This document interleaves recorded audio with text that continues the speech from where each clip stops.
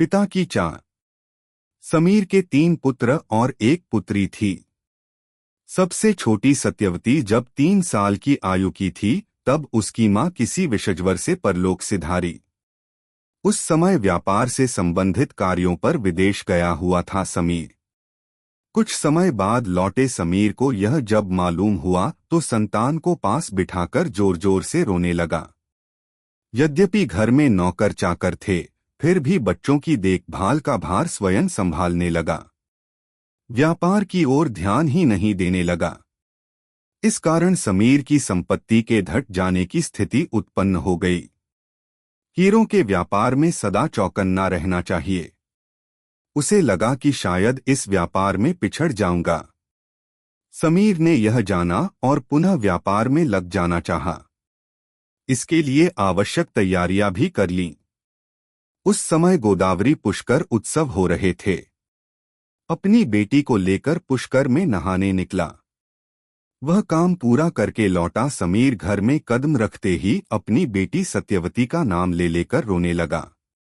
तीनों बेटों ने बड़ी आतुरता से पूछा कि पिताजी, बहन सत्यवती कहाँ है? उसे क्या हुआ? तब समीर ने उनसे कहा कि उस उत्सव में वह कहीं खो गई। इस घटना के कुछ हफ्तों के बाद समीर ने अपने पुत्रों की जिम्मेदारी नौकरों को सौंपी। जहाज में वह विदेश चला गया। 10 साल गुजर गए। तीनों बेटे बड़े हुए। इन 10 सालों में समीर मुश्किल से 10 दिन अपने घर में रहा होगा। रात दिन उसे समुद्र में ही यात्रा करती रहनी पड़ी।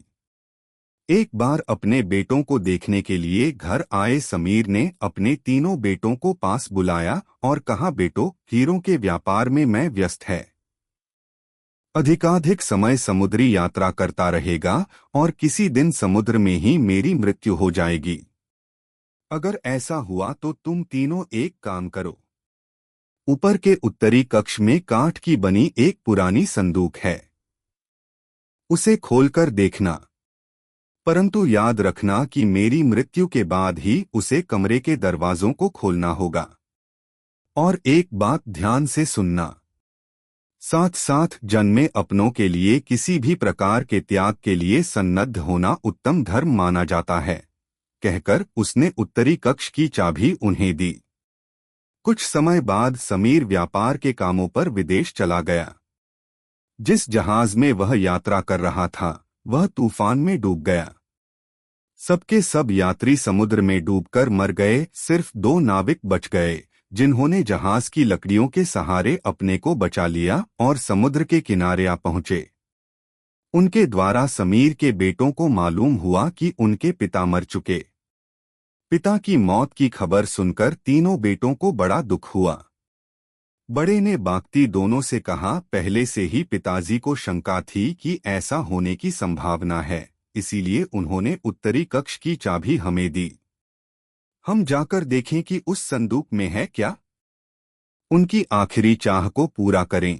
तीनों ने उत्तरी कक्ष के अंदर जाकर संदूक खोली।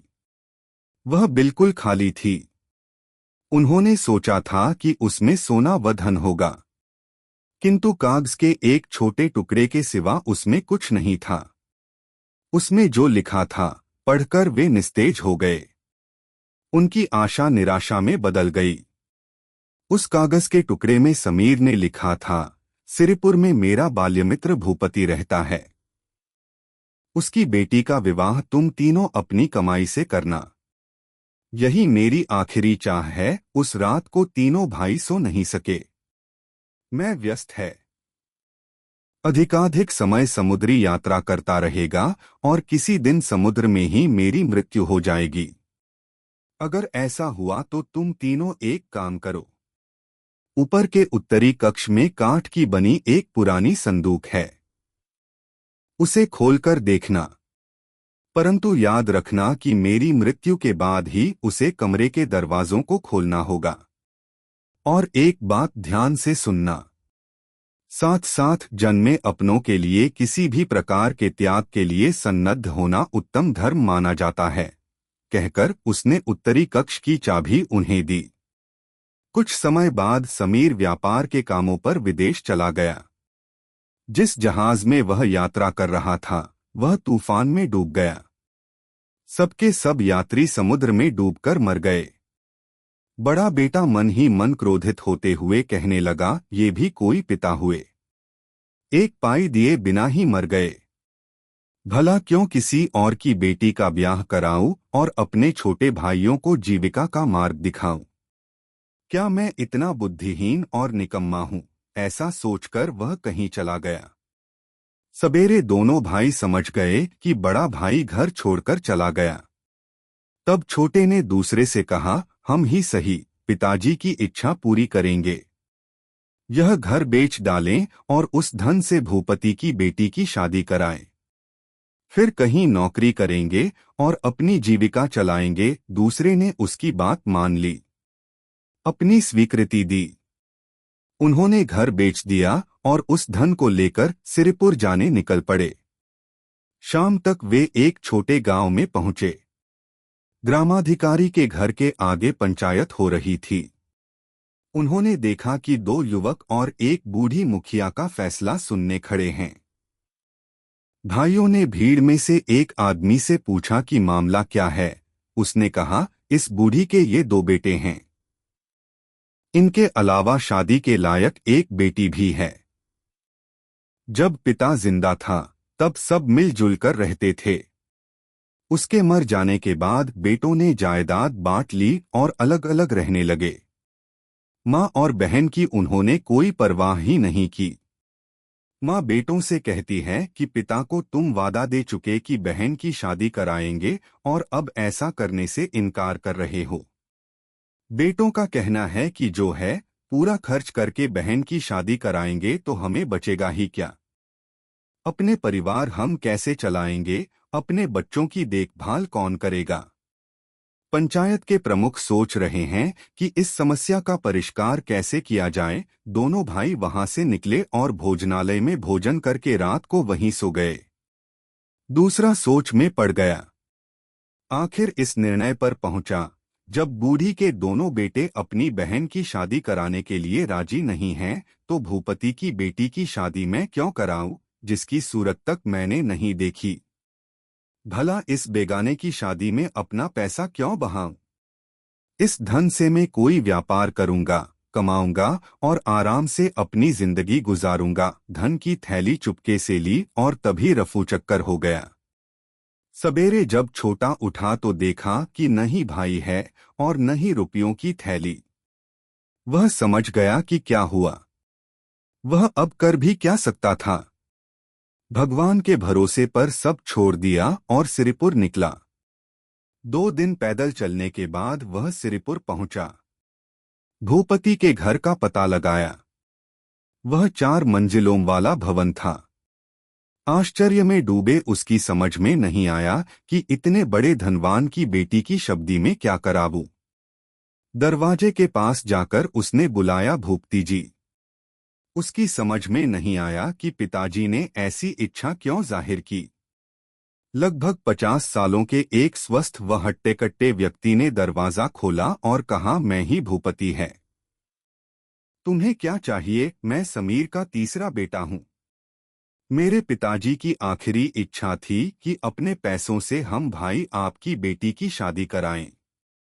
जो धन लाया था मेरा दूसरा भाई उठाकर ले गया। आप थोड़ा समय देंगे तो नौकरी या मजदूरी करके धन कमाऊंगा और आपकी बेटी की शादी कराऊंगा। यूं अपने पिताजी की अंतिम इच्छा पूरी करूंगा। भूपति ने बड़े ही प्यार से उसकी पीठ को थपथपाया और उसे अंदर ले गया। उसने कहा, तुम्हारे पिता और मैं बाल्य मित्र हैं। तुम्हारे पिता की मौत की खबर सुनकर मुझे बड़ा दुख हुआ। उन्होंने तुम लोगों के सुंदर भविष्य के लिए बड़ी ही जागरूकता बरती।